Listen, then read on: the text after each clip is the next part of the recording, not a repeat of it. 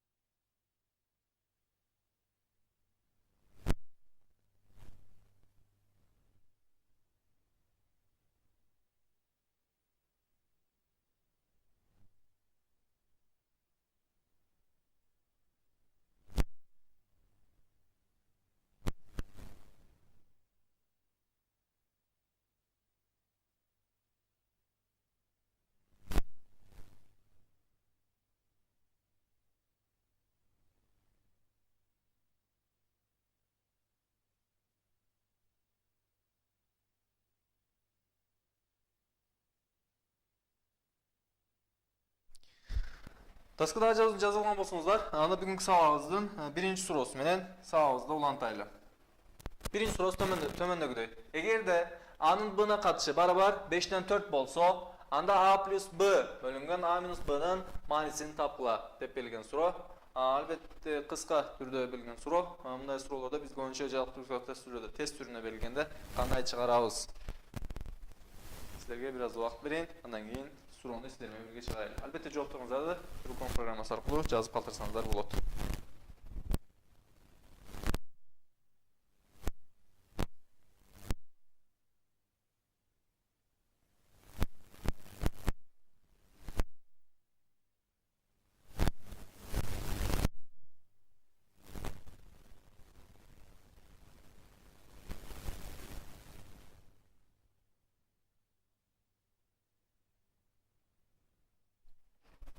Азырынча biz келген жоопторду карап бир сыйра текшерип өтө турган болсок, Каракол лицейи -9 деп жооп бериптир. Кадамжай лицейи -9 деп жооп берди. Жалал Абад кыздар лицейи да А вариантын же болсо -9 белгилеп өткөзүптүр. Башка жооп болгон лицейлер болсо, албетте аларды да бир аз күтө турайлы. Андан кийин сурообузду силер менен бирге чыгарайлы.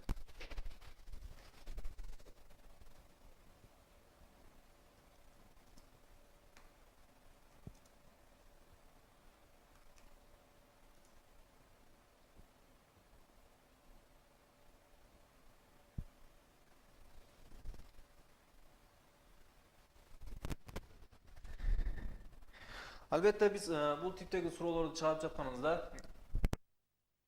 көбүнчө көңүл буруп карап өтүшүбүз керек болгон нерсе суроолорго бөлүнгөн убакыт биз үчүн белгилүү, аз убакыт бөлүнгөн. Ошол себептен бул суроолорду кыска жана оңой жол менен кандай чыгарып алышыбыз мүмкүн? Биз ошол тактиканы, ошол жолду карап өтүшүбүз керек. Албетте биз бул типдеги суроолорду чыгарып жатканда биринчи силер менен кыскача түшүндүрүп өтө турган болсун. Эң оңой жолу суроолордун чыгаруунун биринчи. Өзүң көргөндө мен A'нын ордуна 4 деп жазып алсам болот. A'нын ордуна 4 деп жазып алсам, ал эми B'нын ордуна 5 деп жазып алсам болот. Бирок бул жерде кайрадан эскертип өтүп кетишим керек болгон нерсе бар. А 4кө барабар эмес көрүнүшү боюнча. Буга бирок тестти чыгарып жатканда A'нын ордуна же ушул типтеги суроолордо A'нын ордуна 4, B'нын ордуна 5 жазып чыгарсак болот. Тушундагы сандарды жазып. Анда эмес аларды ордуна коюп жазып көргөнүңүздө A плюс B. A'нын ордуна 4 коюшум керек. Ал эми B'нын ордуна 5 коем. Плюс 5. Ал эми бөлүнгө карай турган болсом A'нын орду 4, B'нын орду 5. Барабар 9 бөлүнгөн -1 дейт. Албетте бул да -9га барабар. Силерде азырынча Жалал Абад кыздар лицейи, Кадамжай жана Каракол эркек лицейлери берген жооптору туура. Ал эми бул суроонун чыныгы бизден чыгаруу жолун карап турган болсок, бул эң оңой жол жана тестте биздин колдонушубуз керек болгон метод ушул метод. Ал эми экинчи метод бул жакта A'нын B'на катышы барабар 4К бөлүнгөн 5К түрүнө жазып алышыбыз мүмкүн. С менен К менен К бири-бирин жөнөкөйлөтүп алат. Ал эми буларды бирден бирден чыгарып жазганыбызда A'нын ордуна кайрадан 4К'ны жазып алам. 4К. Ал эми B'нын ордуна 5К плюс 5К. Ал эми бөлүмгө болсо A'нын ордуна 4К минус B'нын ордуна 5К деп жазып алганыбызда анда 9К бөлүнгөн 4К минус 5К минус 1К болуп калат.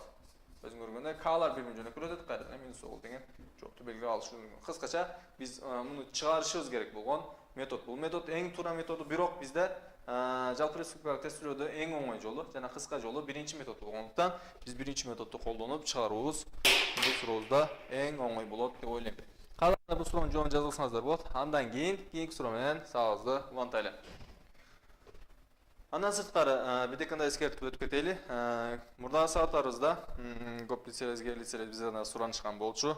Агай, компас китебинен сырткары башка бир китептерден да суроолорду чыгарсак болобу деген.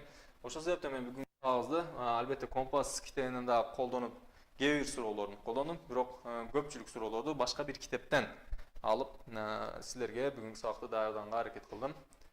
Көбүнчө Чоктал лицей жана Жалал Абад эркек лицейлери бул нерсени суранышкан болчу. Ошол себептен өзгөчө бир аз да бул сабагыбызды башкачараак кылып даярдадым деп айта алам. Албетте компас китебинин сыртындагы башка китептерди да колдонуп. Анда эсе силер даскадагы суроонун жообун жазып алган болсоңуздар керек деп ойлойм. Кийинки сурообузга көңүл бура турган болсок, кийинки сурообуз төмөндөгүдөй. Эгерде A'nın B'na katışı barabar, C'nın D'na katışı barabar, N'nin F'na katışı barabar 2 bolso, anda A көбөйтүлгөн C көбөйтүлгөн F bölüngөн B көбөйтүлгөн D көбөйтүлгөн E эмнеге барабар деп берилген суроо. Албетте бул типтеги суроолордо бизде жалпы республикалык тестилөөдө эң көп кезигишкен суроо типтерине кирет. Жооп болгон лицелерибиз болсо, кайрадан эскертип өтүп кетейин, TrueConf программасы аркылуу бизге жазып калтырсаңыздар болот. Жоопторуңуздарды күтөбүз.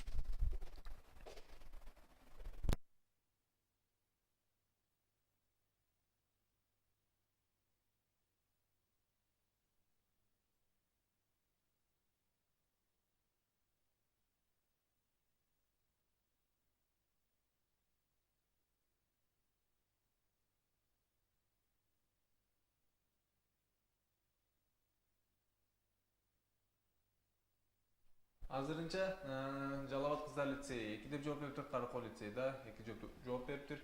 Башка жооп болгон лицейлерибиз болсо, албетте алардын да жообун күтүп калабыз.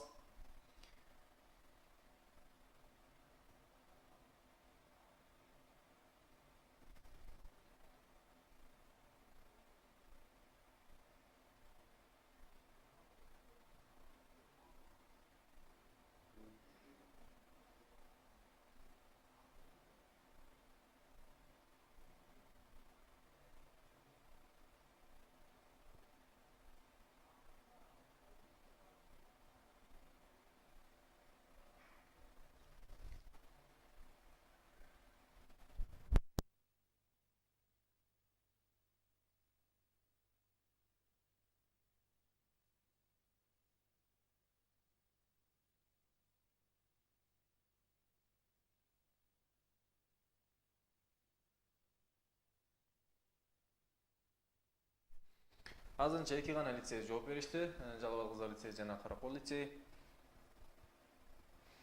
Анда эмесе башка жооп болгон лицейлерибиз жок деп ойлойм. Себеби бул сурообуз үчүн берилген 1 мүнөт убакта өз аягына чыкты. Анда эмесе биз суроону чыгарып көрүүгө аракет кылайлы. Мен ар бир катышты өзүнчө бөлүк-бөлүк кылып жазып алайын. A'нын B'на катышын мен барабар 2 деп жазып алсам болот. Себеби арасында мына C'ды и F'терди жапканда A'нын B'на катышы барабар 2 деп турат. Андан кийинкиси C'нын D'на катышы барабар андай 2 деп алсам болот. Ал эми N'нын F'на катышында барабар 2 деп алсам болот. Ал эми бул жакта мага берилген туйнтманы карай турган болсом, A көбөйтүлгөн C көбөйтүлгөн F бөлүнгөн B көбөйтүлгөн D көбөйтүлгөн E дейт.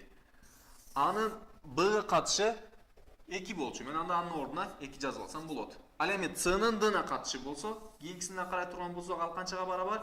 Ал да түздөн-түз 2ге барабар. Сен андай жазып алабыз. Ал эми кийинкисине карай турган болсок, мен N'нын F'на катышын билем. Ал эми F'нын N'не катышын кантип тапсам болот? Бул жакта өзүңөр көргөндөй 2-нин астына жазып алсам болот. Жана буларды өз ара бири менен карама-каршы көбөйткөндө, же болсо муну тескери айландырганымда өзүңөр көргөндөй алым менен бөлүмдүн жерин алмаштырып алам. Анда эмесе F бөлүнгөн E барабар. Бул жакта да алым менен бөлүмдүн да ордун алмаштырышым керек. 2ден 1 деген жооп келип чыкты. Анда эмесе бул F бөлүнгөн N'нин ордуна болсо, эмне жаза алам? 2ден 1 деген жоопту жаза алам. Жана буларды өз ара бири менен көбөйткөнүбүздө 2ден 1 менен 2 бири жөнөкөй, жана биздин колубузда бир гана барабар 2 деген жооп калат. Албетте бул сурообузга Жалал Абад кыздар лицейи жана Каракол эркек лицейи бул 2 лицейибиз туура жооп берди. Бул лицейлерибиз ар дайымкыдай сабагыбызга активдүү катышып аткан лицейлерден өзгөчө рахмат айтып өтөм. Жана бул сурообуздун жообун жазып алыш үчүн бир аз убакыт берем.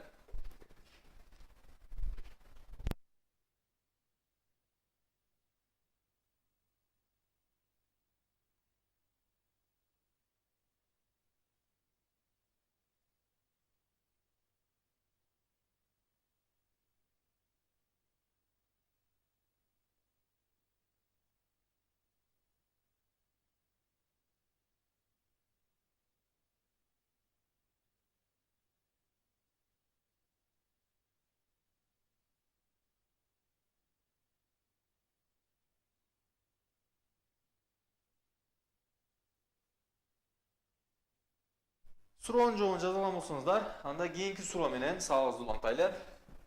Кийинки суроо төмөндөгүдөй. Квадраттын периметри 16 сантиметрге барабар. Берилген квадраттын аянты экинчи квадраттын аянтына бирден төрттөй катышат дейт. Экинчи квадраттын периметрин тапкыла дейт. Албетте, бул жерде берилгенге жазуулар көрүнбөй калган болушу мүмкүн. Берилген бул жерде силерге кошумча квадраттын бул жер.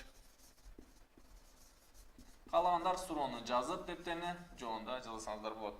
Бул жерде экинчи квадраттын периметрин тапкыла деп суроо. Каракол эркекти түздөн 64 деп жооп бериптир. Ал эми бул жакта варианттар: А варианты 34 см, Б варианты, бул жакта Б варианты экен албетте 68 см.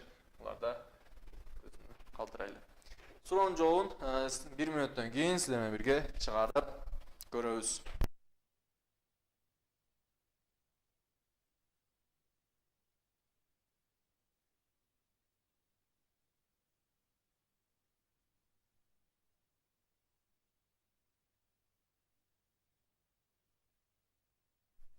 Карабол эркекти жообун алмаштырды 32 деп, андан кийин Талбат кыздарти бул суроонун жообунда 4 деп жооп бериптир. Жакшы.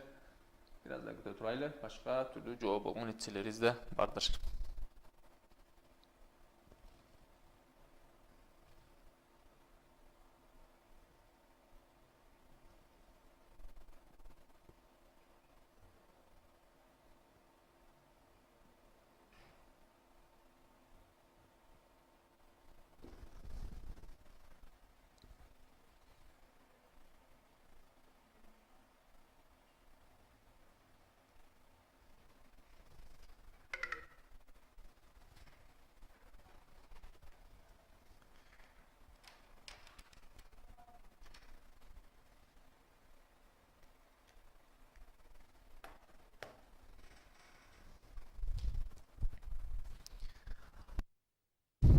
Sizlerge belgili убакыт 1 мүнөттүк убакыт өз аягына чыкты деп ойлойм.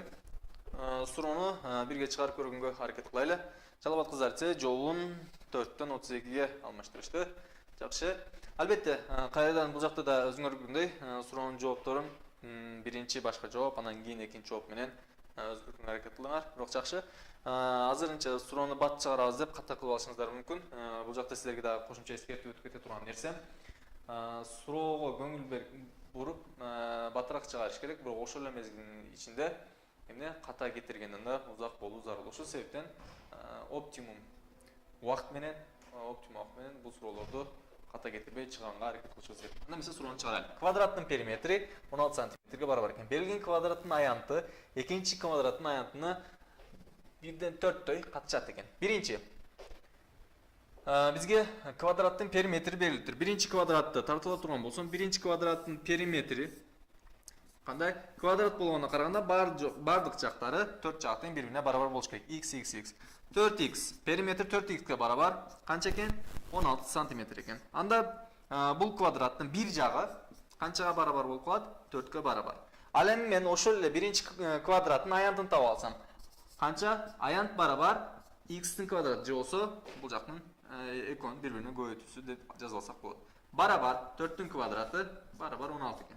Анда эмесе биринчи квадраттын аянты 16 см квадрат. Ал эми бул жакта берилген квадраттын аянты экинчи квадраттын аянтына 1ден 4төй катышат. Экинчи квадраттын периметри кандай дейт? Анда эмесе биринчи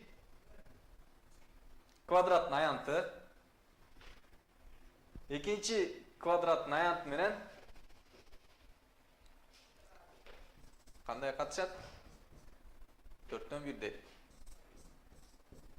катышат экен. Биз биринчи квадраттын аянтын билебиз. Биринчи квадраттын аянты 16 болчу.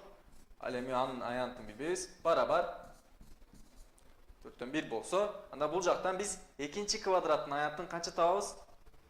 Эки жак тең бири-бири менен каршылашмалуу. Бири-бири менен көбөйткөнүбүздө A2 барабар канча чыгат? 64 деген жооп келип чыгат. 64 см квадрат. Албетте бул эмне? Экинчи квадраттын аянты, а бизден суралып жаткан экинчи квадраттын периметрин тапкылап атат. Анда эмесе экинчи квадраттын периметри эмне болот? Bir жағын таба алатыңыз. X квадрат деген формулаға барабар болуш керек. Алда 64. Анда эмесе бул жактан x барабар 8 чыгат. Бул экинчи квадраттын bir жагынын узундугу. Ал эми ошол экинчи квадраттын да периметрин таба турган болсок, периметр барабар эмне болот? 4 көбөйтүлгөн x2 барабар 4 көбөйтүлгөн 8 32 деген жооп келип чыгат. 32 эмне? Сантиметр. Biz ушундай нерселерге да көңүл бурушубуз керек. Албетте силер азырынча бул суроого 2 лицей жооп берди. 2 лицейибиз тең акыркы жооптунда туура жооп беришти. Ал 2 лицейибиз тең Каракол лицей жана Жалал кыздар лицейде кутайбыз. Бирок кайрадан эскертип өткүтейин. Мындай суроолорду чыгарып жатканда суроону кунт коюп, көңүл берип окусак, ката кетиришибиз азыраак болот деп ойлойм. Албетте, каалагандар болсо бул суроонун жообун дептериңизде жазсаңыздар болот. Андан кийинки сурообуз менен сабагыбызды улантайлы.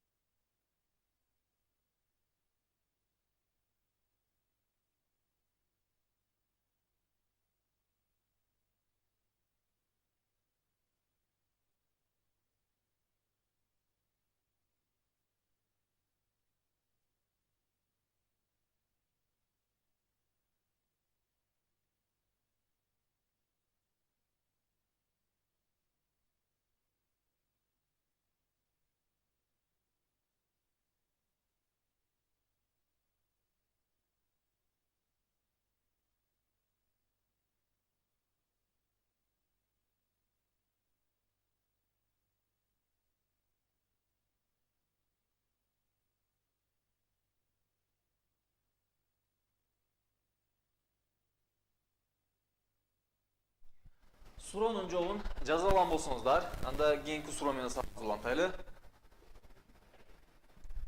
Кийинки сурообуз төмөндөгүдөй. X, Y, Z сандары 2-ден 1, 5-тен 1 жана 4-тен 1 сандарына тийишелүү түрдө тескери пропорциялаш дейт. Бул жакта өзүңөр көргөндөй, жаңы кошумча дагы бир терминологияны көрүп өтөбүз. Эгерде X плюс Y минус Z барабар 45 болсо, анда X'тин мааниси эмнеге барабар деген суроо. Албетте, бул суроо үчүн да сиздерге 1 мүнөттүк убакыт берели. Ошол убакыттын ичинде сиздер да бул суроонун жообун тапканга аракет кылгыла. Жоопторуңуздарды программа аркылуу күтүп калам.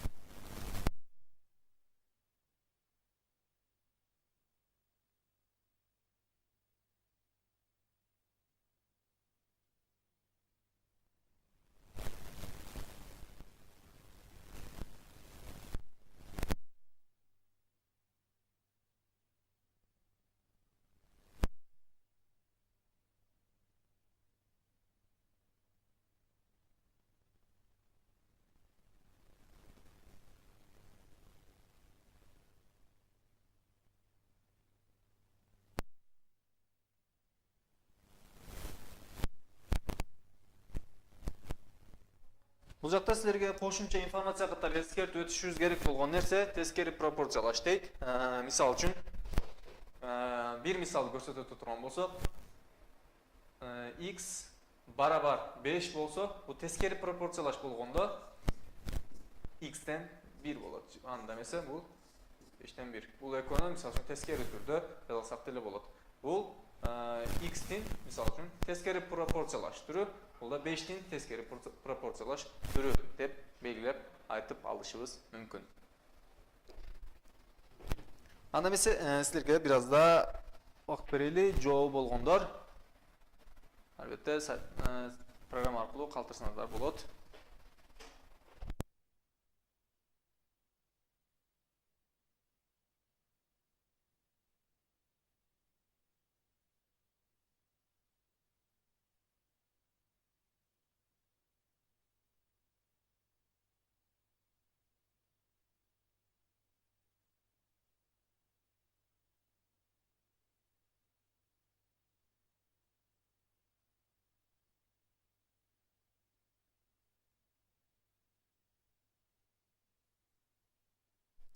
Суроону силерге берген убакыт өз аягына чыкты. Анда эмесе суроону чыгарып көргөнгө аракет кылайлы.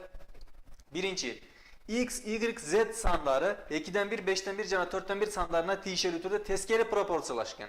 Teskeri proporsiyalash degan anda, qisqacha qilib aytganda, X'ten 1 barabar 2'den 1 türünde жазалашыбыз mümkün ekan. X'tin teskeri proporsiyalaşı 2'den 1'ge barabar. Al эми Y'tin teskeri proporsiyalaşı bolsa qanchaga barabar? 5'ten 1'ge barabar. Al эmi Z'tin teskeri proporsiyalaşı emnege barabar ekan? 4'ten 1'ge barabar deb javobni qoldirishimiz, yozib aytishimiz da mumkin. Ana mesela biz bu жақта x plus y minus z'ni табышыбыз керек. Albatta biz bu жақта пропорцияларды белгилеп атканда тескери пропорциялар жанына k-ны кошумчалап жазып алсак, өз үчүн пайдалуу болот деп ойлойм. Эч кандай зыян деле болбойт. Анда эмесе мен бул жактан түздөн түз x барабар 2k деп жаза алсам болот. Себеби бул жакта пропорция түрүндө болгон үчүн. Ал эми бул жакта y барабар 5k деп жаза алсам болот. Ал эми бул жактан болсо z барабар 4k түрүндө жаза алсам болот. Ал эми бизге берилген дагы кошумча информация x плюс y минус z барабар 45 экен. Анда эмесе x-тын ордуна 2k-ны жазып алам. Себеби x барабар 2k деп тапкан болчумун. 2k плюс ал эми y-тын ордуна, бул жерде y-тын ордуна 5k-ны жазып алам. 5k ал эми кийинкиси минус z деп атат. Минус z болгондуктан минус 4k-ны жазып алышым керек. Барабар 45. Анда эмесе 2k плюс 5k 7k, 7k минус 4k 3k'га барабар. Барабар 45 экен. 45. Ал эми бул жерден k барабар 15 деген жооп келип чыгат, өзүңөр көргөндөй. K-нын 15 экенин таптык. Ал эми бизден суралган нерсе эмне? Кайрадан көңүл буруп өтүңүздөр. Мен K-нын 15 экендигин таптым бир гана. Жооптарда сразу түздөн түз келип, бул жакта 15 вариантын белгилеп алсак, ката кылып алышыбыз мүмкүн. Бул жакта көңүл бурулат. Бизден суралган нерсе x-тин мааниси эмнеге барабар деп. X канча болчу? X барабар 2k болчу. 2k. Анда эмесе 2 көбөйтүлгөн k канча? 15 барабар x барабар анда эмесе 30 деген жоопту таап алдым. Албетте бул жакта суроолор чыгып атканда шашылып ката жоопту белгилеп албашыбыз керек. Албетте анда эмесе биз үчүн бул суроонун туура жообу C 30 деген жооп келип чыгат. Каалагандар болсо бул суроонун жообун дептериңиздерге жазылсаңыз да болот. Жана эскертип өтүп кетейин, тескери пропорциялаш деген кошумча терминологияны үйрөнүп өттүк. Аны да эсиңерде туруп койсоңор өзүңөргө пайдалуу болот деп ойлойм. Жана бул сурообузга акыркы убактарда Каракол эркиндикте жооп бериптир. Туура. Бир аз да күтүп турайлы, булар жазып алса, анан кийин суроодон сабыз улантайлы.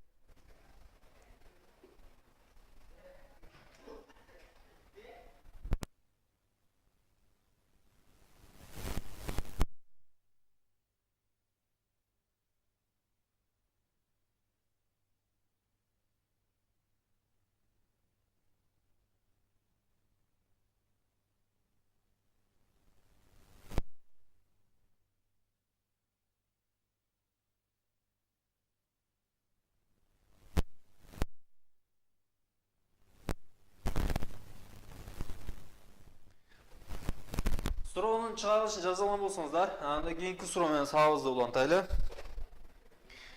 Кийинки сурообузду силерге эскертип өтүп кетейин. Кийинки сурообуз бүгүнкү сабагыбыздын биринчи бөлүгүнүн акыркы суроосу. Бул суроону чыгаргандан кийин бир 5 мүнөттүк тыныгуу беребиз. Андан кийин тыныгуудан кийин кайрадан сабагыбызды улантабыз. Ал эми сурообузду силерге окуп өтүп кетсек. Узундугу 20 км болгон кесинди сүрөткө 5 см болуп чийилген масштабты тапкыла деп берилген суроо. Албетте кайсы вариант бизге туура жооп боло алат. Sizler üçün vaqt getdi. Bir minutdan keyin bu sorunun cevabını sizlerle birlikte çıkarırız.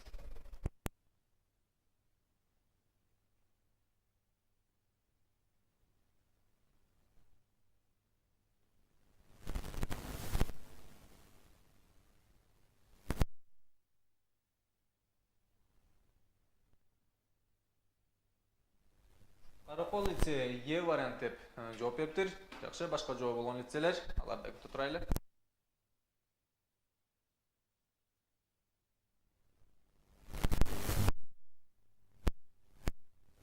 Кадамжа лицейде Е вариант деп жооп бериптир. Жалал Кызы лицейде Е вариант деп жооп бериптир. Жакшы. Biraz da күтөлү, балким бул суроону YouTube аркылуу чыгарып жаткан лицейлер болсо, аларда жооптор бардыр.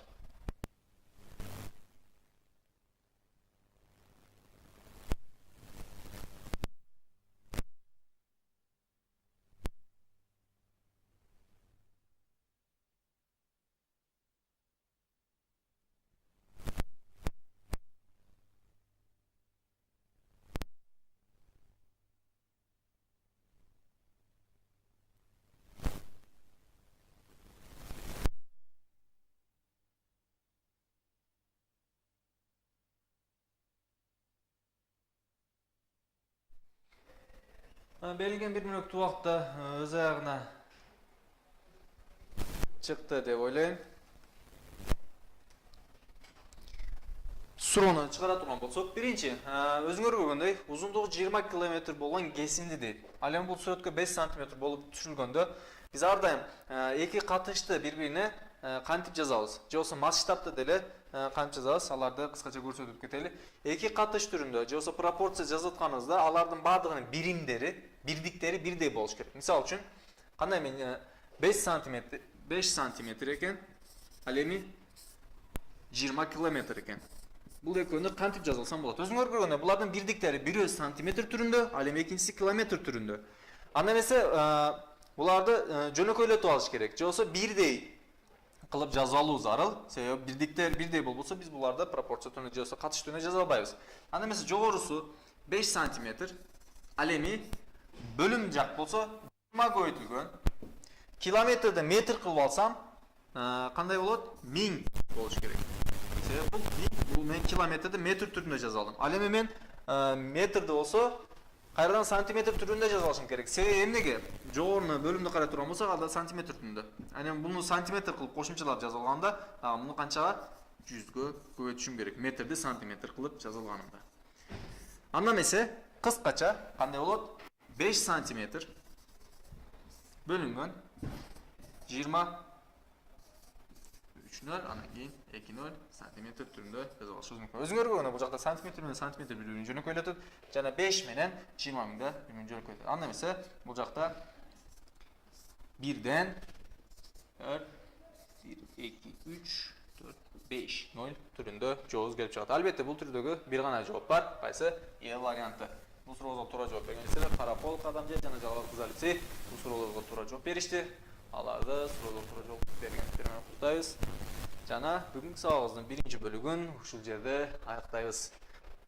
Силер менен бир 5 мүнөттүк тыныгуу берели. Тыныгуудан кийин кайрадан сабагыбызды улантабыз.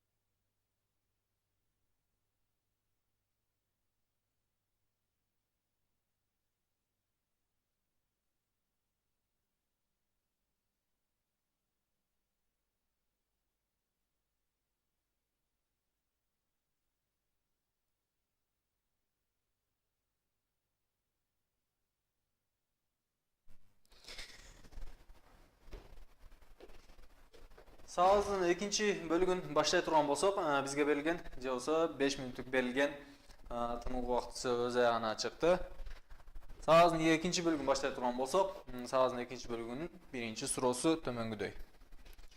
6 метр кездеме 432 сом турат. 15 метр ушундай эле кездеме канча сом турат деген суроо. Албетте, бул типтеги суроолор бизде эң көп чыккан суроо типтеринен.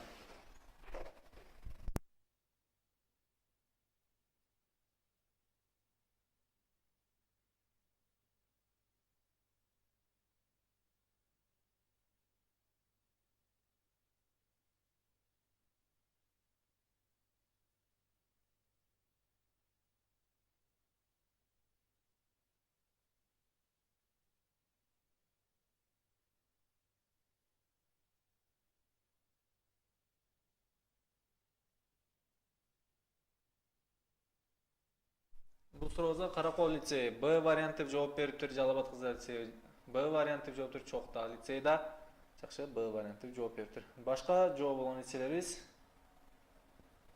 аларды күтүп турайлы.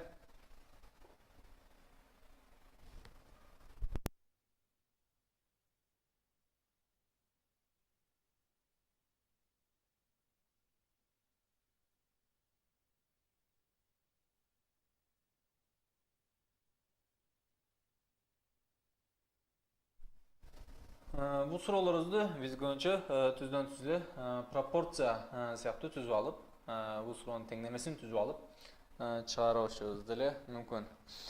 Анда эмесе сурообузга көңүл бура турган болсок, биринчи бизге берилген кездеменин жоксо материалдын 6 метри 632 сом экен. 6 метри 432 сом болгон бир кездеме бар экен. Ал эми ушул эле кездеме же ушул эле материалдын 15 метри канча сом болот деген суроо болуп атат. Канча сом? X сом дейли. Биз бул жерден эмнени X'ти табышыбыз керек болот. Албетте бул жактан биз пропорция же болсо бири-бири менен карама-каршыларды бири менен көбөйтүп алганыбызда өзүңөр көргөндөй 15 метр 15 көбөйтүлгөн 432 барабар 6 көбөйтүлгөн X деп жаза алышыбыз мүмкүн. Бул жерден түздөн түз 15 менен 6-ны жөнөкөлөтүп алсак болот. Анда эмесе 6-нын ордуна эмне калат? 15-ти 3кө бөлсөк 5 калат. Ал эми 6-ны 3кө бөлсөк 2 калат. Ал эми 2 менен 432-ни да жөнөкөлөтүп алсак болот. 432-ни 2-ни 2ге бөлсөк 1, ал эми 432-ни 2ге бөлө турган болсок 216 деген жооп калат. Барабар X. Анда эмесе X барабар 5 көбөйтүлгөн 216. Бул деген 1080 деген жооп келип чыгат. 1080 сом. Бизден суралган нерсе эмне болчу? 15 метр материал же болсо канчага барабар деген суроо болчу. Албетте бул сурообуздун туура жообу Б варианты. Бул сурообузга кайсы Каракол, Жалал Абад кыздар лицейи, Чокта кыздар лицейи туура жооп бериптир. Алардын туура жооп бергендигин куттуктайм. Жана бир аз убакыт берели, бул суроонун жообун жазып алсаңыздар, андан кийин кийинки суроо менен сабагыбызды улантайлы.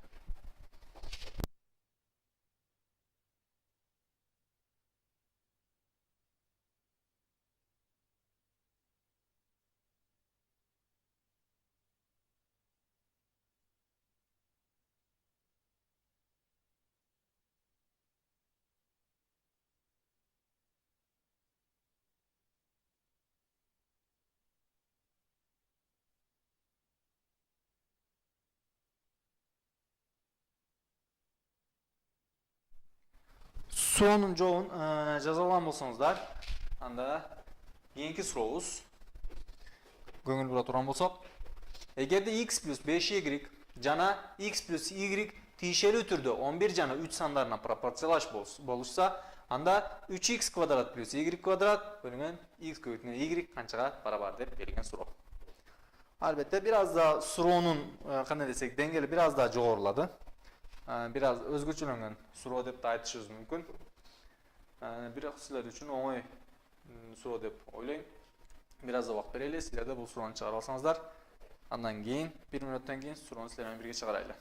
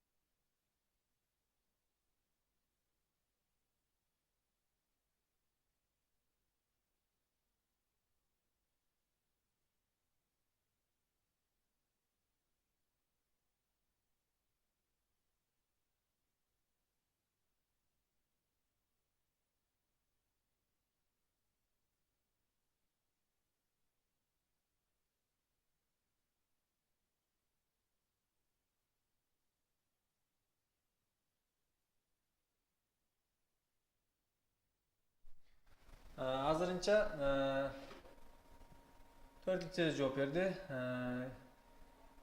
А варианты, Кадамжай да А вариант, Каракол А варианты, Жалал Абад кыздар лицейи А варианты жооп бериптир. Биринчи жооп берген лицейибиз Чоктал лицейи. Жалал Абад балдар лицейи Жактел да А варианты деп жооп бериштир. Жакшы. Азырынча 4 лицейибиз жооп берди. Анда эмесе сурообузду чыгарайлы. Сурообузда биринчи x плюс 5y жана x плюс y булар бири-бирине пропорциялаш экен. Пропорциялаш болсо жазып ала турган болсок, x плюс 5y бөлүнгөн x плюс y барабар кандай түрдө? Тиешелүү түрдө 11 жана 3 сандарына пропорциялаш экен. 11 жана 3 сандарына деп жазып алышыбыз мүмкүн.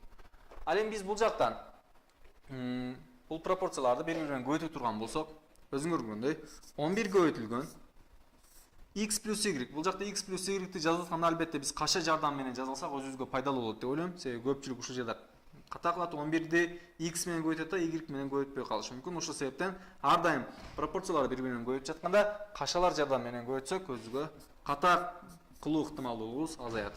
Барабар 3 көбөйтүлгөн кашаны ачып алам x плюс 5y.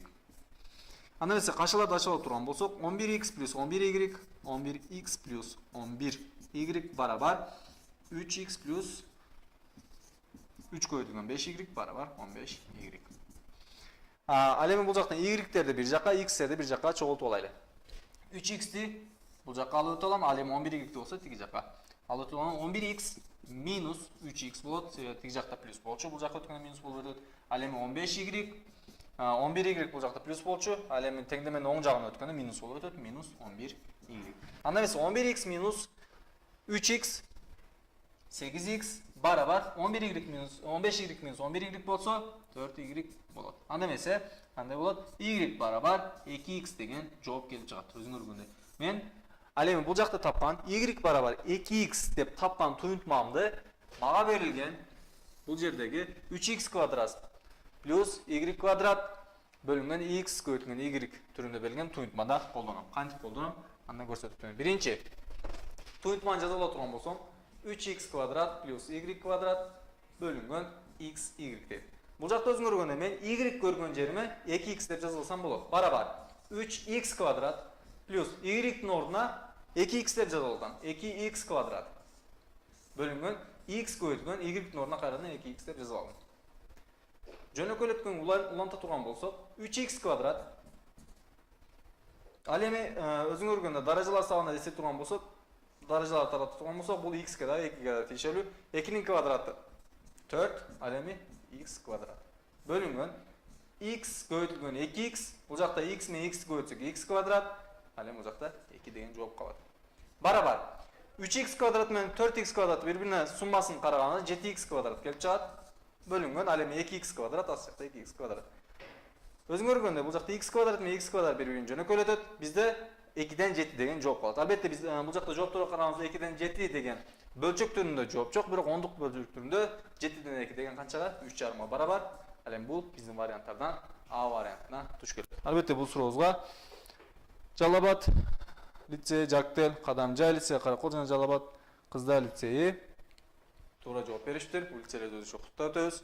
Жана сурообуздун жообун жазып алуу үчүн бир аз да убакыт берсек болот силерге. Андан кийинки сурообуз менен сабагыбызды улантабыз.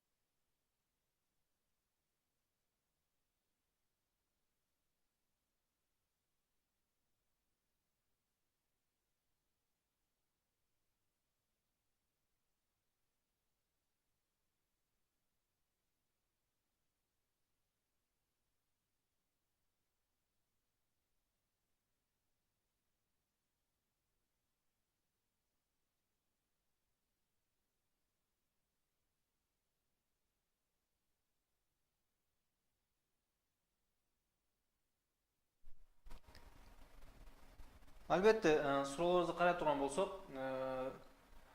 boshqa turda ko'pincha proporsiya bilan байланышкан so'rovlar tuzdan tuz proporsiya tuzunda chiqmay, bular keyinchalik boshqa misollarning ichida da proporsiyalar qo'llanish kerak bo'lgan kezlarda chiqib qolishi mumkin. Shu sababdan proporsiya jalp test turlarida ma'nili temalardan biri deb aytib o'tib ketsak bo'ladi. So'rovlarda qayerdan eskirtib o'tib keta turgan bo'lsak, javoblarni belgilab жатқанда, variantlarini belgilab жатқанда, qayerdan ko'ngil burib, bir sırada tekshirib belgilasangizlar, o'zingizlarga foydali bo'ladi deb o'ylayman. So'rovlardan javob yozagan bo'lsangizlar, anda esa keyingi so'rov bilan savolni ulansak bo'ladi. Keyingi so'rov tomondagidek. Agarda 2 dan x barobar 8 dan y barobar 5 dan z, jana 2x minus y plus z barobar 2 bo'lsa, anda z qanchaga barobar deb berilgan so'rov. Bu so'rov uchun 1 minut vaqt beraylik, undan keyingi so'rov. Undan keyin so'rovni sizlar bilan birga chiqaraylik.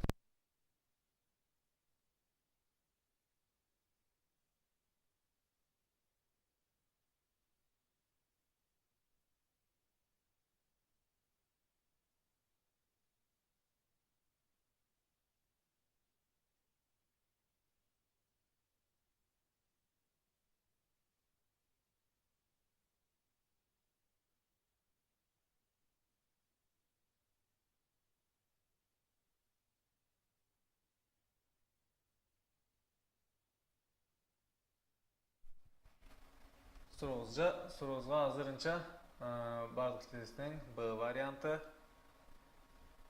V varianti deb albatta ba'zi javob berishdir. Yaxshi.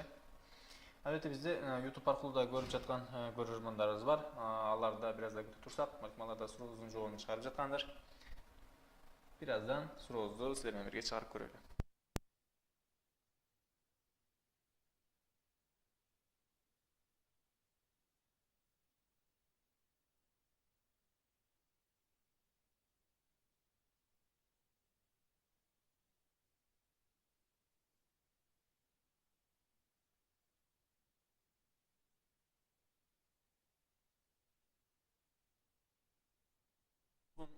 Chiqarib ko'raylik. Unda esa bu joqda biz tuzdan tuz bu so'rovlar chiqarib жатқанда, biz uchun o'ng'ay bo'lishi uchun qanday qilsak bo'ladi? Men o'zing ko'rgandek 2 dan x barobar 8 dan y barobar 5 dan z deb berilibdir. Albatta men bularning baridan k ga barobar deb olsam bo'ladi. Misol uchun k deb olsam. Anda esa x dan 2 barobar k bo'lsa, bu joqdan x barobar 2k deb yozib olishim mumkin. Sen özün görgende bardıq x, y, z da birdeyi qilib jaza olmasam, birdeyi qilib jaza olsam men bu jaqdan emne bu tuyuntumandan qo'ldan olmay qalam. Al emi ikincisinde 8 dan y barobar alda k ga barobar. Anda esa bu jaqdan y barobar 8k turunda belgilab yozib o'tib ketsam bo'ladi. Al emi üçüncüsünü 5 dan z barobar bunda k bo'lsa z barobar 5k deb bunda belgilab olsam bo'ladi. Alem bu jaqda o'zing ko'rgandek x, y jana z'ni belgilab oldim. Jana bu jaqda topgan x, y, z'ni men maga berilgan tuyultmada o'rniga qo'yib tekshirib ko'rsam bo'ladi. So'rovning javobini topish uchun. Ana mesela 2x deb o'tadi. X ning o'rniga nima yozam? 2k yozaman. 2 ko'yitilgan x ning o'rniga 2k. Minus y deb o'tadi. Y ning o'rniga nima? 8k yozam. 8k plus alem z ning o'rniga bo'lsa 5k yozam. 5k barobar 2 deydi. Özün görgende 2 koyutun 2k 4k minus 8k plus 5k barobar 2. 4k minus 8k minus 4k alem minus 4k plus k plus 5k k'ga barobar. Anlamıysa k barobar 2 degen cevap gelip çıktı. Albatta biz tuzdan tuz k'ni 2 taptık deb şaşılış türde A variantını belgilesek albatta xata qilamiz. Sebebi bu joqda bizden so'ralib жатқан narsa z qanchaga barobar deb so'ralib жатadi. Alem z bo'lsa barobar 5k bo'lsa, o'zingizga destek olmasanızlar anlamasa, men k'ni topgan 5 ko'ytilgan 2 barobar z barobar anlamasa 10 degan javob kelib chiqadi. Bu so'rovga ba'zi litseylер Cho'qtal, Qaraqo'l, Jalabat, Balдар litsey, Qadamja, jana Jalabat qizlar litsey 5 litseysining to'g'ri javob berishdi. Bugungi savolning eng aktuali jana eng ko'p litseylar javob bergan so'rovsi bo'ldi deb o'ylayman bu so'rov. Ba'zi litseylaringizga aktiv qarshi tutgan uchun o'zingizga rahmat aytib o'taman. Jana bu so'rovning javobini yoza olish uchun sizlarga biroz daha vaqt beraman. Andan keyin so'rov bilan savolni ulantiramiz.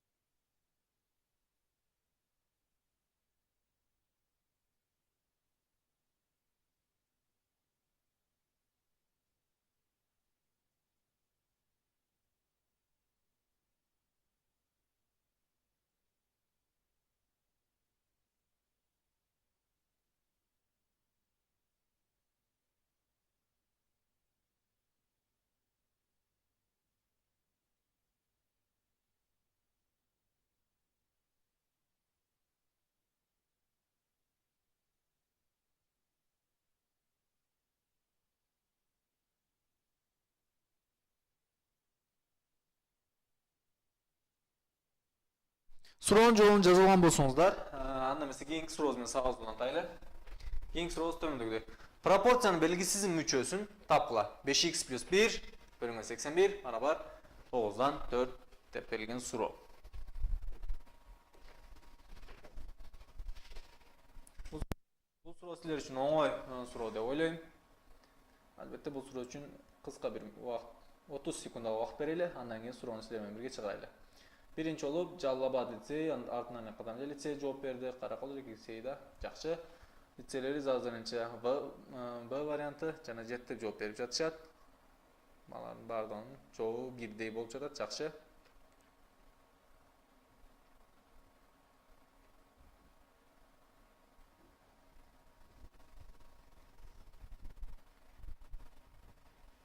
Азырынча баардык лицейлерибиз жооп берди деп ойлойм. 5 лицейибизден. Анда эмесе суроо чыгарайлы. Биринчи 5x плюс 1 бөлүнгөн 81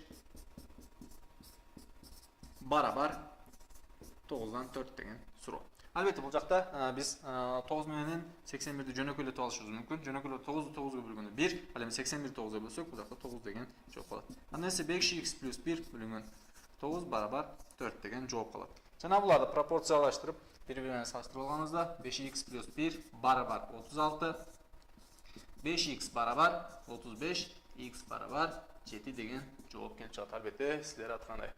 Бул сурообузга баардык лицейлерибиз тең туура жооп беришти. Бул суроонун туура варианты Б варианты. Калгандар суроонун жообун кыска түрдө жаза алса да болот. Андан кийин кийинки сурооз менен сабагыбызды улантайлы.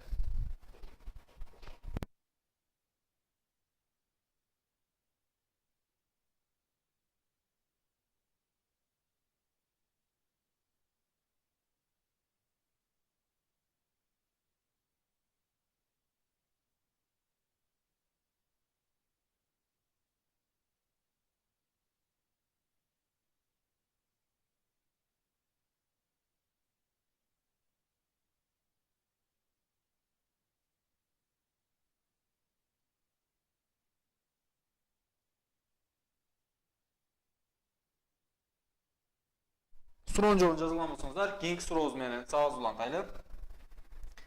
Кийинки сурообуз геометрия менен да тыгыз байланыш болгон бир суроолордон.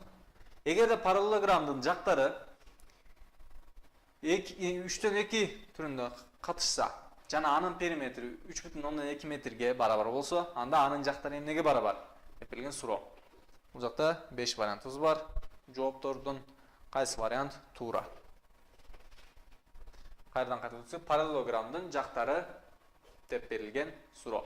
Бул жакта параллелограмм кандай нерсе болчу? Анда бираздан кайталап өтөбүз.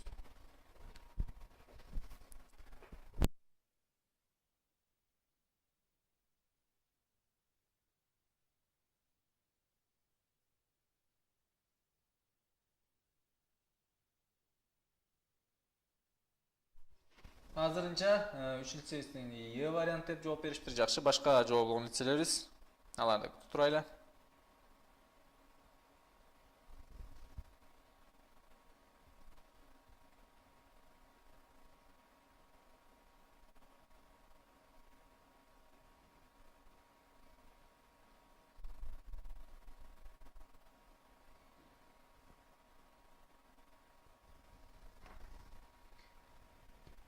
Жалал Абад кыздар лицейи да Е вариант деп жооп бериптир. Азырынча 5 лицей тең Е вариант деп жооп бериптир. Жакшы. Анда эмесе бул сурообузду чыгарайлы. Биринчи параллелограммды эске сала турган болсок, параллелограмм бири-бирине карама-каршы болгон жактары параллель, бири-бирине, мисалы үчүн аз жак менен су жак жана буларда бири-бирине параллель болгон бир фигура. Бул жактары бири-бири менен 2/3 катышса, мисалы үчүн мен бул жерде 3x деп алсам, бул жер 2x болот экен. Жана бири-бирине карама-каршы болгон жактардын узундуктары да параллелограммда бири-бирине бирдей болушу керек. Бул жакта 3x, анын бул карама-каршы жагы болсо 2x болуш керек.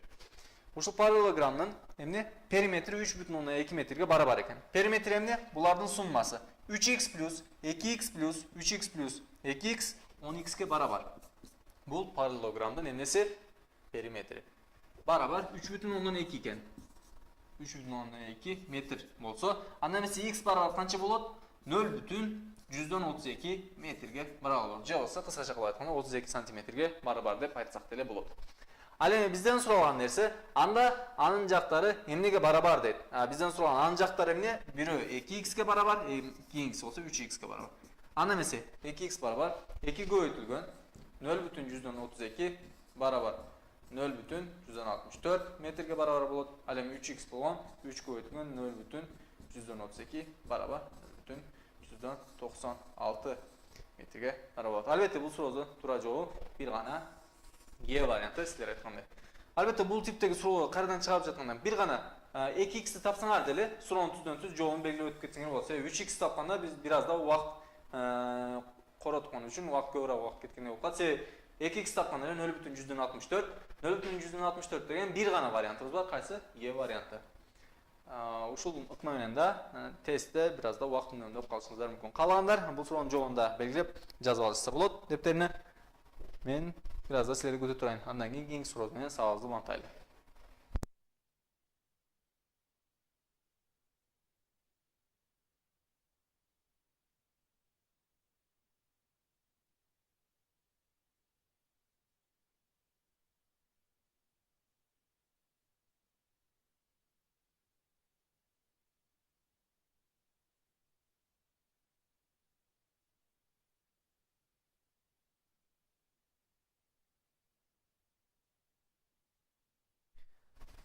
Суроонун жообун кыска болгондуктан жаза алган болсоңуздар керек деп ойлойм. Анда эмесе кийинки суроо менен сабагыбызды улантайлы. Класста отурган эркектер менен кыздардын саны 0,8 жана 0,4 сандары менен пропорциялуу. Класста эң аз канча окуучу бар? Суроого берилген убакыт кетти. 1 мүнөт убактыңар бар.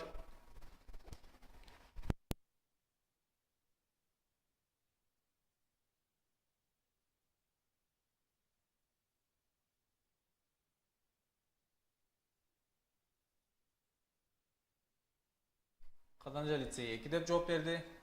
Башка жооп болгон лицейлерибиз.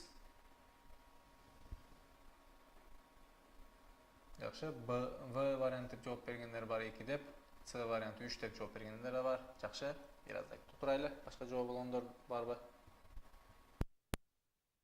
Жактел 2 деп жооп берди.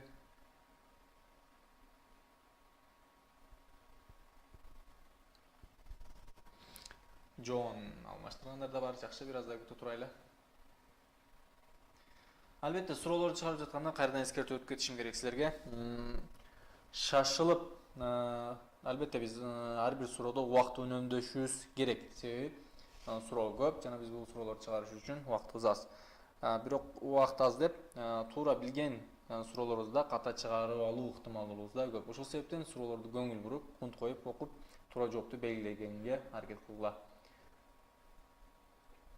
Бир азда күтүп турайлы, балким башка жооп болгон лицейлерибиз да бардыр.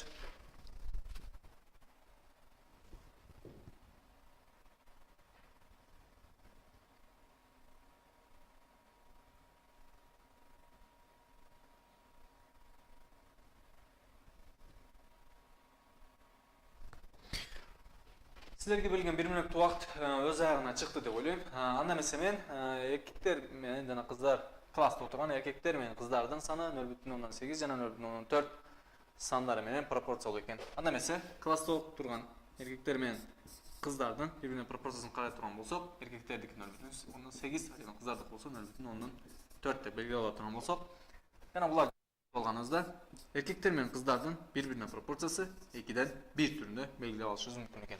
Анда эмесе кандай бир класста минимум эң аз болушу мүмкүн болгон кыздардан албетте бирөө, ал эми балдардан экөө. Анда эмесе бул экөөнүн суммасын карай турган болсок, балдар менен кыздардын суммасы класста эң аз канча окуучу бар дегенге караганда, эркектер жана кыздардын суммасын карай турган болсок, 2 + 1 барабар 3 деген жооп келип чыгат. Албетте бул сурообузда суроонун туура жообу С варианты барабар 3 деп белгилеп өтүп кетсек деле болот. Бул суроодо 3 деп жооп берген лицейлерибиз туура жооп беришти. Албетте жөнөкөй эле суроо, бирок көп жерлерде ката кылып алышыбыз мүмкүн. Бага да жакшы көңүл буруп, суроону кунт коюп окуп, туура жоопту белгилесек өзүбүзгө пайдалуу болот деп ойлойм. Ана эмесе кийинки сурообуз менен сабагыбызды уланта турган болсок, жазып алган болсоңуздар, кийинки сурообуз төмөндөгүдөй.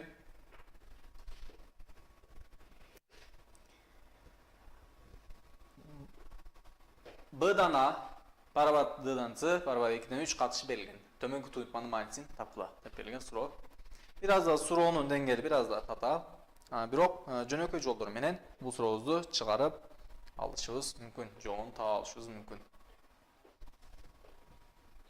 1 мүнөт убакыт кетти.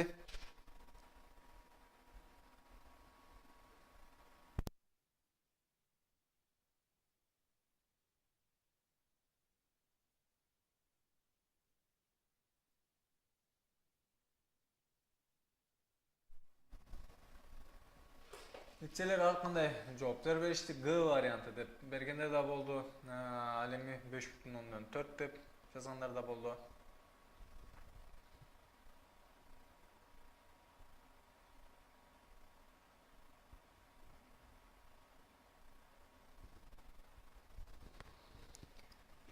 Жакшы, балким бизди YouTube аркылуу көрүп, бул суроону чыгарууга аракет кылган нерселерибиз да бардыр. Бир аз да аларды да күтүп турайлы. Алар да бул суроонун жообун таап жазганга аракет кылсын.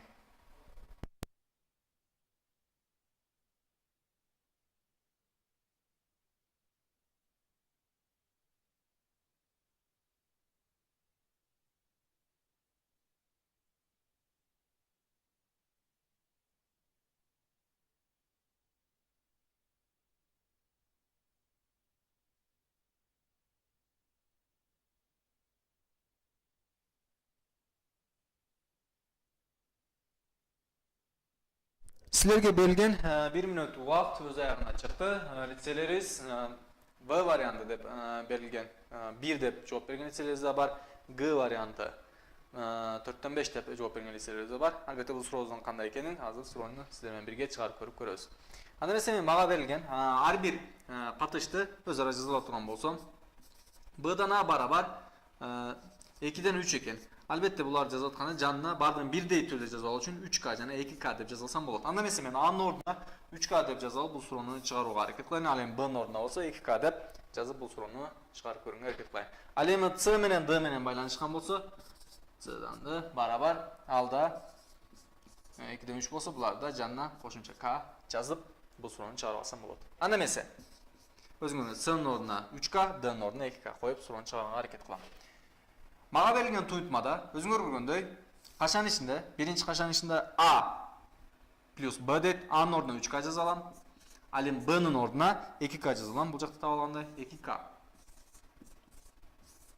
Ал эми Б деп турат, Б'нын ордуна кайрадан бул жака 2K жазып алышым керек. Эми экинчи кашанды карай турган болсок, C'нын ордуна 3K минус ал эми D'нын ордуна болсо, бул жакта өзүңөр көргөндөй 2K'ны жазып алам. 2K бөлүнгөн кайрадан D'нын ордуна 2K'ны жазып алышым керек. Жана аларды өз ара жөнөкөйлөтүп алганда барабар 3K плюс 2K барабар 5K болот. 5K бөлүнгөн 2K көбөйтүлгөн 3K минус 2K K'га барабар. Же болбосо 1K деп алсак деле болот. Бөлүнгөн 2 көбөйтүлгөн K. Бул жакта K'лар бири-бирин жөнөкөйлөтүп алат. Өзүңөр көргөндөй, анда эмне кылат колубузда? 5 бөлүнгөн 2 көбөйтүлгөн 2 4. Albatta bu soruların tura cevabında G variantı deb belgilep aytып кетсек болот. 4'ten 5 деген. Bu soruga tura cevap bergen litseleribizди да кайрадан куттуктап өтөм. Жана бул суроонун жообун жазып алуу үчүн силерге бир аз убакыт берем. Андан кийинки суроо менен кайрадан сабагыбызды улантабыз.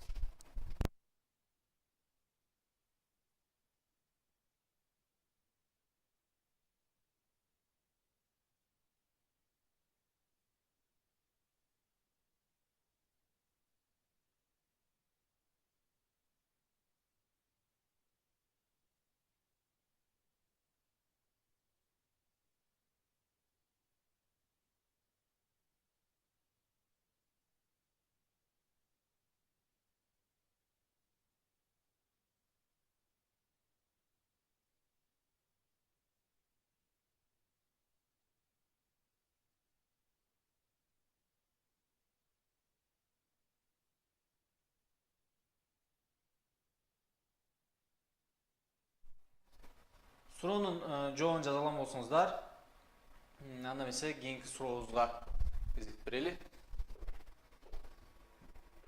Кийинки сурообуз. Эгерде 3x плюс 2y бөлүнгөн 5x минус y барабар 2ден 1 болсо, анда x минус y бөлүнгөн x плюс y катышын маанисин тапкыла деп берилген суроо.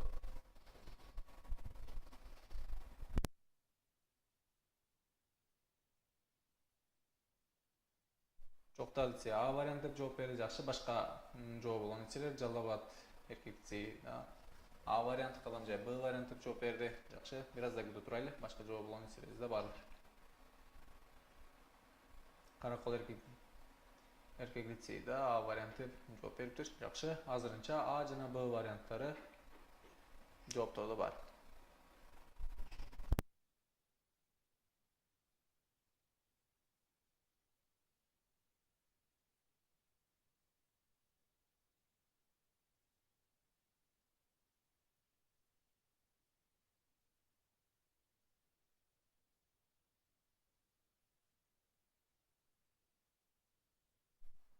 Жалал Абад кыздар лицей да А вариант деп жооп бериптир. Жакшы. Бир аз да күтөйлү, андан кийин сурообуздун жообун чыгарайлы.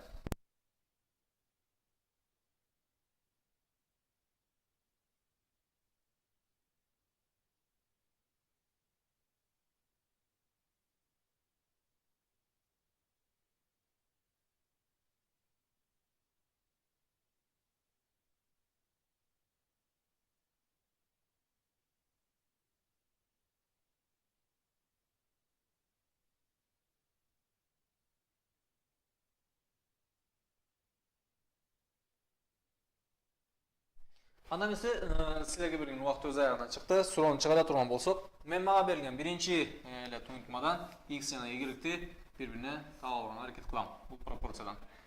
Анда эмесе пропорцияны бири-бири менен көбөйтүп алганда эки көбөйтүлгөн, кайрадан эскертем, пропорцияда бири-бири менен көбөйтүп атканда качаны албетте колдонсак өзгө пайдалуу болот деп ойлойм. Себеби ката кылуу ыктымалдуулугу азаят. Эки көбөйтүлгөн 3x плюс 2y барабар 1 көбөйтүлгөн дегенди караганда жазбай деп койсок деле болот. 5x минус y деп жазып алсак болот. Качан ачып алганыбызда 2 көбөйтүлгөн 3x 6x плюс 2 көбөйтүлгөн 2y 4y болот. Барабар 5x минус y дейт. Өзүңөр көргөндөй, мен x-ти теңдеменин сол жагына топтоп алам, ал эми y болсо теңдеменин оң жагына топтоп алсам болот. 6x 5x-ти теңдеменин сол жагына алып өтүп алганда минус болуп өтөт, минус 5x барабар минус y, ал эми плюс 4y оң жагына өткөндө минус 4y болуп өтөт. Анда эмесе 6x минус x барабар x, ал эми минус y минус 4y минус 5y деп жазып алсам болот. Анда эмесе мен x көргөн жерде анын ордуна x-ин ордуна минус 5y жазып алып, суроону чыгарганга аракет кылсам болот экен. Мага берилген катыш x минус y бөлүнгөн x плюс y. Өзүңөр көргөндөй x-ин ордуна минус 5y деп жазып алсам болот. Бул x-ин ордуна барабар минус 5y минус y бөлүнгөн. Ал эми аз жакта x-ин ордуна да минус 5y жазылган, минус 5y плюс y. Өзүңөр көргөндөй минус 5y минус y минус 6y барабар бөлүнгөн. Минус 5y плюс y болсо канча? Минус 4y барабар. Анда эмесе минус менен минус бири-бирин жөнөкөйлөтөт, y менен y да бири-бирин жөнөкөйлөтөт. 4төн 6 деген жооп калды. Аларда 6 менен 4 бири-бирин жөнөкөйлөткөндө бизде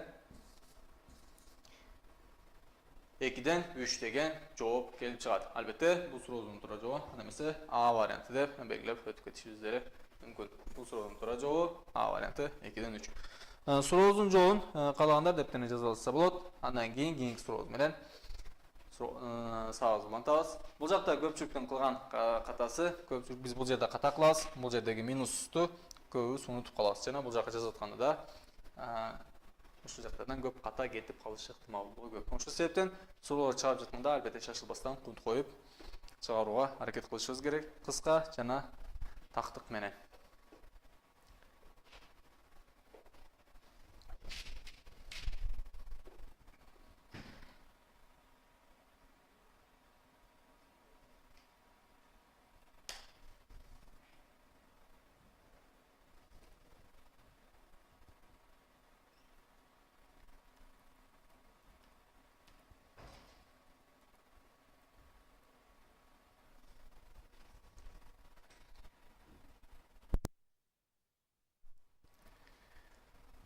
Суроонун жообун жаза алган болсоңуздар, анда кийинки суроо менен сабызды улантайлы.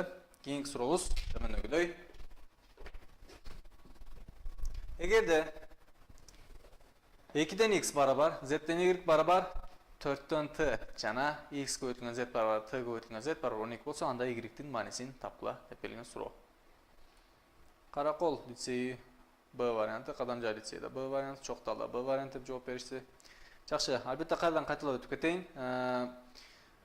Суроолорубузга мынчалык бат жооп бергенге караганда, албетте бул суроолорду силер мурдатан чыгарган болушуңуздар мүмкүн.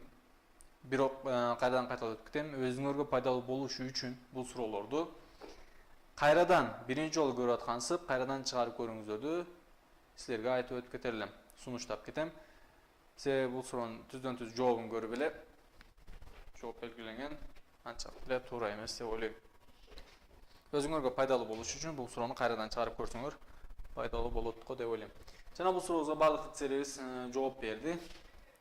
5 лицейибиздин. Анда эмесе суроону чыгарып көрүүгө аракет кылайлы. Бизге 2-ден x'ти барабар мен k деп белгилеп ала турган болсом, буларды баардыгын k'га барабар деп алганда, анда эмесе x барабар 2k. Ал эми кийинкиси y барабар, менден суралган нерсе y-дин маанисин табышым керек. Y барабар эмне болот? Y-ден z барабар эмне?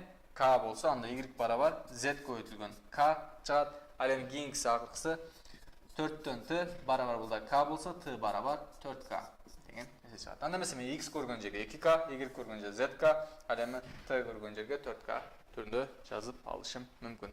Өзүңөр көргөндөй, ал эми мен бул жакта алардын ордуна коюп жаза турган болсом, x көбөйтүлгөн z плюс t көбөйтүлгөн z барабар 12 деген суроо экен. X-дин ордуна 2k коюп суроону улантам. 2k z плюс t-нын ордуна эмне коем? 4k коем. 4k z барабар 12. Өзүңөр көргөндөй 2k z менен 4k z'ти бири-бирине кошконуңузда 6k z деген жооп келет. Барабар 12. Эки жактын 6 менен жөнөкөлөткөнүздө k z барабар 2 деген жооп келип чыгат. Албетте биз эмнени табышыбыз керек болчу? Биз y-ти табышыбыз керек болчу. Ал эми y эмнеге барабар? Y zk kz'ге барабар. Албетте анда эмесе kz да y-ге барабар. Бул жакта себеби kz'ти алган болчубуз. Ошол себептен бул сурообуздун туура жообунда y барабар 2 Б варианты. Бул сурообузга баардык лицейлерибиз туура жооп беришти. Каалагандар бул суроону кайрадан дептерине жазып алса болот. Бир аз убакыт берели, андан кийин сурообуз менен сабызды улантайлы. Албетте, мындан кийинки сурообуз силер менен бүгүнкү сабагыбыздын акыркы суроосу болот. Мындан кийинки сурообузду чыгаргандан кийин каалаган лицейлерибиз бүгүнкү тема менен байланыштуу болгон суроолор болсо жооп бергенге аракет кылам.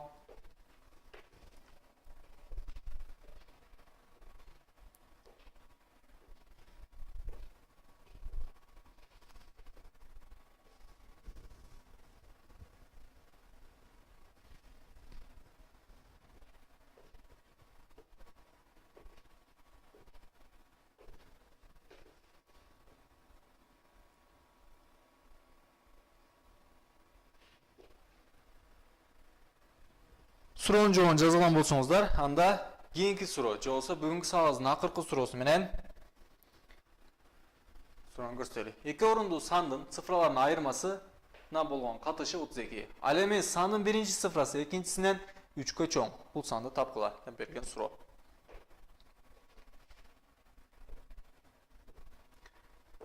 Бул суроо үчүн бир мүнөт убакыт берели. Кайрадан кайталап жатам. Бул суроону мурда чыгарган болсоңуздар деле кайрадан өзүңөр үчүн пайдалуу болуш үчүн бул суроону кайрадан чыгарып көрсөңүздөр. Чоктал, Жалал кыздар лицейи, Кадамжай, Г вариант деп жооп беришти. Башка жооп болгондор болсо бир аз да күтүп турайлы, андан кийин сурообузду чыгарайлы.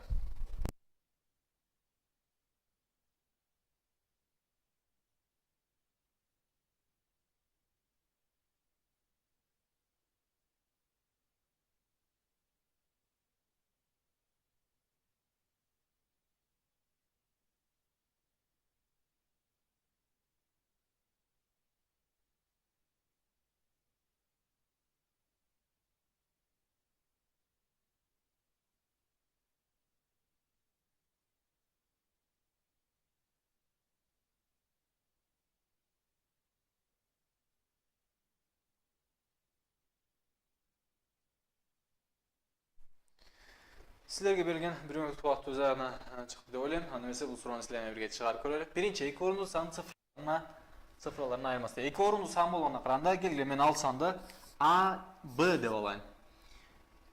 Ikki o'rinli sanning sifralarning ayirmasına bo'lgan qatışı, sifralarning ayirması deb turgan bo'lsak, birinchisi A minus B deb olaylik. Ikki o'rinli sanning sifralarının ayırmasına bo'lgan qatışı 30. Alemi sanın birinci sıfrası ikinci sıfrasından 3'e çoğun ekan. Alemi bu birinci sıfra ikinci sıfrasından 3'e çoğun ekan. Birinci sıfra üçüncü sıfradan 3'e çoğun bolsa, anda men A'nın orduna özüngөр koyun. Birinci sıfra ikinci sıfradan 3'e çoğun bolsa, anda men A'nın orduna B plus 3 deb yazalsam bolat ekan. Anda so'rovni ulanda turgan bolsak, A, B bölüngen. A'nın orduna B plus 3 yazalar. B plus 3. Bu A'nın orduna yazılan nerse. Minus B barabar 32 deydi. Alemi B meni minus B birinci cümle koyuldu. Anlam ise AB bölüngen 3 barabar 32 deb çıkardı. Anlam ise olacak da AB barabar 32'ni 3'e koyup turgan bolsak 96 degan жооп kelip çıktı. Bizden so'ralgan narsa bu sanni topla deydi. Bu san qaysi san bolçu? Ikki o'rinli san AB sani bolçu. AB san 96 ga barabar. Albatta bu so'rovga litseyleriz 4-ning to'g'ri javob berishdi. G varianti 96 deb. Бүгүнкү силер менен пропорция сабагыбыз ушул жерде аяктады. Калаган лицейлерибиз болсо, бүгүнкү темабыз менен байланышкан суроолор болгон лицейлерибиз болсо, жооп бере алам. Чүй болсо жооп берүүгө аракет кылам. Чоктор лицей силер үчүн да рахмат. Башка тема менен байланышы болгон лицейлер болсо, суроо болот. Жалал кыздар лицей силерге да рахмат. Каракол лицей силерге да рахмат.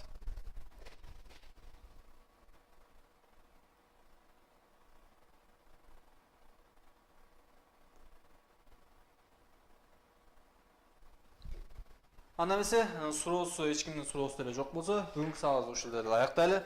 Кайрадан силер менен эмки жума экинчи күн онлайн сабак аркылуу жолукканча деп калам. Саламатта калыңыздар.